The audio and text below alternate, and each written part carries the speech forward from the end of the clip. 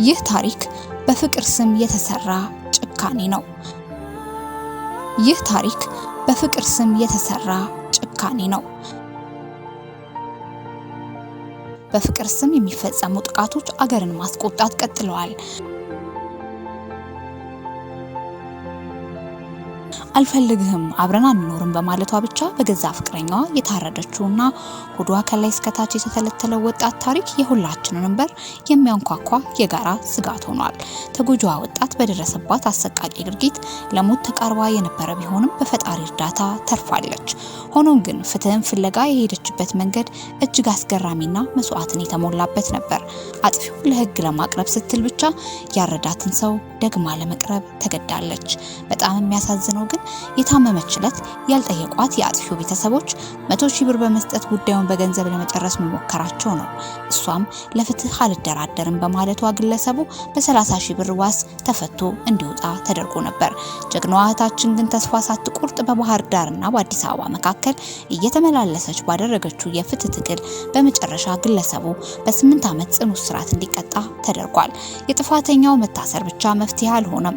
እወጣለሁ ስወጣ አንቺንም ቤተሰብሽንም እጨርሳለሁ የሚል ዛቻ እየደረሰባት በመሆኑ እህታችን በአሁኑ ሰዓት በከፍተኛ ስጋትና ፍርሃት ውስጥ ትገኛለች።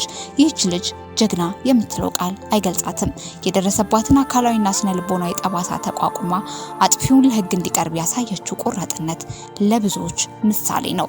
ነገር ግን ትልቁ ጥያቄ አንዲት ሴት እንዲህ ያለ አሰቃቂ ጥቃት ደርሶባት አጥፊው በገንዘብ ዋስ የሚፈታበት ተጎጂዋ አሁንም በዛቻ የምትኖርበት ሁኔታ ለምን ይቀጥላል? ፍትህ በአጥፊው መታሰር ብቻ አያበቃም። የተጎጂዋ ደህንነት እስከ መጨረሻው መጠበቅ አለባት። ዛቻ የደረሰባት ሴት መንግስት ልዩ ጥበቃ ሊያደርግባት ይገባል። ዝምታችን ለነገው ገዳይ መንገድ ይከፍታል። ድምጽ እንሆናት። ዛሬ ለሷ ካልጮህን ነገ ተራው የማን እንደሚሆን አናውቅም። ይህ ራሷን ነፃ ያወጣች የጀግና ሴት ታሪክ ነው። ይህ በዚህ ማህበራዊ ድረገጽ ላይ ተራና ዚግባ የማይባሉ ወሬዎች በስፋት በሚነገሩበት የዚህች ተአምረኛ ሴት ድንቅ ታሪክ ብዙ ያልተነገረላት ሰው ታሪክ ነው። እንዲት ሴት ላይ ይሄ ሁሉ ግፍ ሲፈጸም የት ነበረ? ገና 20 ዓመቷ ነው። ይወደኛል ብላ መርጣው የምትኖረው ፍቅረኛዋ በቅናት ከታች እንደሚታየው አንገት፣ ሆድ፣ ክንዷን በስለት ከከተከታት በኋላ ሞታ ከተነሳች በኋላ እሱን ለማስያዝ በህግ ቁጥጥር ስር እንዲውል የሰራችው ጀብድ ፊልም እንጂ እዚህ ሀገራችን ላይ የተፈጠረ እውነተኛ ታሪክ አይመስልም። ከግድያ ሙከራዋ አገግማ ስትነሳ በዚህ ልክ የጨከነባትን እስከ ለማስያዝ እንደ አዲስ መደዋወል፣ ምንም እንዳልተፈጠረ ማስመሰል፣ ከዛም አልፎ አብረው አቅፋው እስከ ማደር መስዋዕት አስከፍሏታል። የሚቻል ነው ወይ? በዚህ መንገድ ከራሷ ከህመሟ ካደረሰባት ስቃይ ጋር ታግላ ያሳሰረችው ልጅ ህግ ያው ህግ ነው ብለው ለሷ ሳይጨነቁ ወጥቶ ምን ይደርስባታል ብለው ሳይሰጉ በ30,000 ብር ዋስ አውጥተው ሲፈቱት ምንም አልመሰላቸውም ነበር። እሱም ጊዜ ሳያጠፋ ወደ ማስፈራራቱ ገባ። በዚህም ሳያበቃ እንደፈራችው ተሰወረ፣ አመለጠ።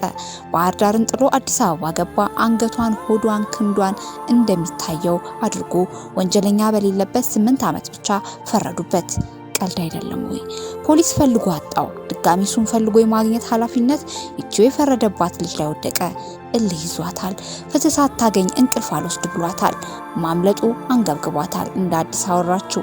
ቅርብዬሃለሁ አለችው። መጥቼ ላገኘህ አለችው።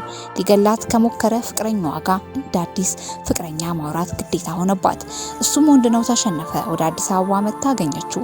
እንዳይጠረጥር ማድረግ ያለባትን በሙሉ አረገች፣ አቀፈችው፣ አብረው ተኙ።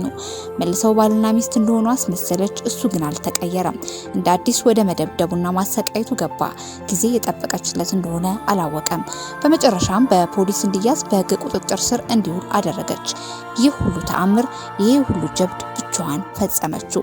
ታዲያ እንዴት ነው ይቺ ላይ የዚች ልጅ ጉዳይ መነጋገሪያ ያልሆነው? በተለይ ሴቶች